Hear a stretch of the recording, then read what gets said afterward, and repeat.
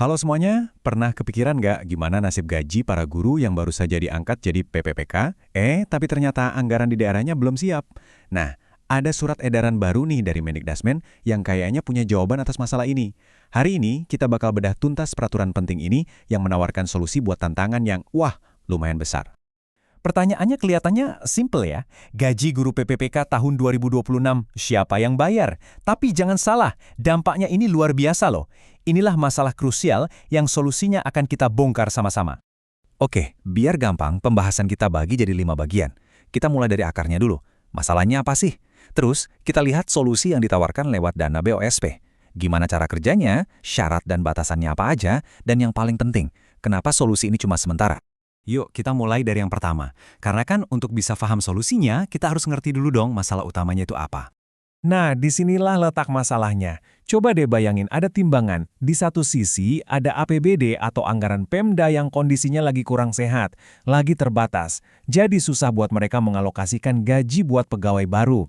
Tapi di sisi lain timbangan, ada guru dan tenaga kependidikan PPPK paruh waktu yang baru diangkat, yang tentu aja harus segera dibayar honornya. Ini kan dilema banget kan? Terus gimana dong caranya biar proses belajar mengajar nggak sampai terganggu? Nah, disinilah kementerian turun tangan dengan sebuah solusi. Mari kita lanjut ke bagian kedua, solusi lewat dana BOSP 2026. Inilah dia senjata utamanya, Surat Edaran Mendikdasmen nomor 6 tahun 2026 yang terbit tanggal 11 Maret. Dokumen inilah yang jadi payung hukum untuk solusi darurat yang kita bahas ini. Istilah kunci dalam kebijakan ini adalah relaksasi. Apaan tuh artinya? Gampangnya gini deh, ini tuh semacam kelonggaran atau fleksibilitas untuk sementara waktu. Jadi, aturan penggunaan dana BOSP yang biasanya kaku, sekarang dibikin lebih fleksibel untuk tujuan spesifik, yaitu bayar honor. Tujuannya ada dua dan jelas banget. Yang pertama, dan ini yang paling penting, adalah untuk memastikan proses belajar mengajar di sekolah tetap jalan terus. Yang kedua, ini juga penting untuk ngasih kepastian hukum. Jadi kepala sekolah nggak was-was atau takut salah waktu menggunakan dana BOP untuk bayar honor ini. Sedikit penyegar ingatan aja, BOSP itu kan dana bantuan operasional satuan pendidikan. Anggap aja ini uang operasional harian sekolah. Nah normalnya dana ini tuh nggak boleh dipakai buat gaji. Aturan inilah yang sekarang diberi pengecualian sementara. Oke, teorinya udah lumayan kebayang ya. Sekarang, gimana sih prakteknya di lapangan? Kita masuk ke bagian 3, bagaimana cara kerjanya? Kebijakan ini sasarannya spesifik banget loh.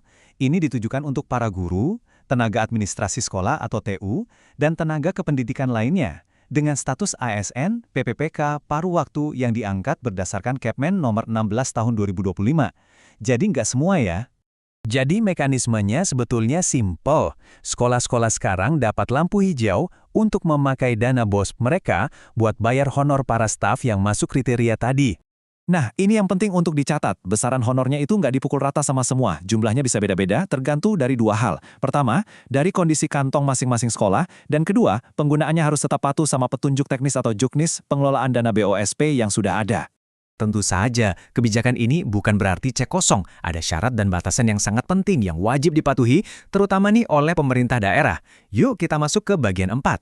Jadi Pemda itu nggak bisa ujuk-ujuk menerapkan ini. Mereka harus lewat 4 langkah wajib. Pertama, ajukan dulu permohonan resmi ke menteri. Kedua, bantu sekolah buat menyesuaikan rencana anggaran mereka. Ketiga, laporin penggunaan BOSP tahun sebelumnya. Dan keempat, ini yang paling krusial. Mereka harus menjamin kalau layanan pendidikan buat siswa nggak akan berkurang sedikit pun. Dan ini mungkin poin yang paling penting dari semuanya. Kebijakan ini ada tanggal kedaluarsanya. Saya ulangi sekali lagi ya, biar kita semua jelas. Relaksasi ini hanya berlaku untuk tahun anggaran 2026. Anggap aja ini semacam plester darurat ya, bukan solusi permanen. Sekarang, yuk kita coba lihat gambaran besarnya.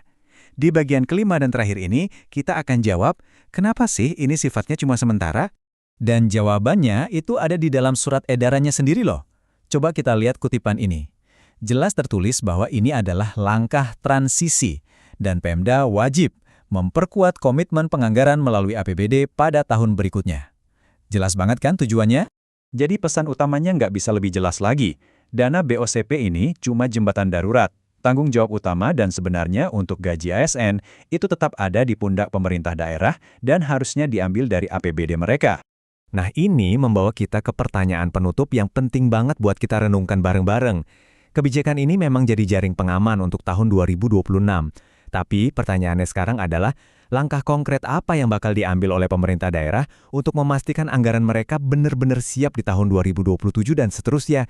Ini PR kita bersama.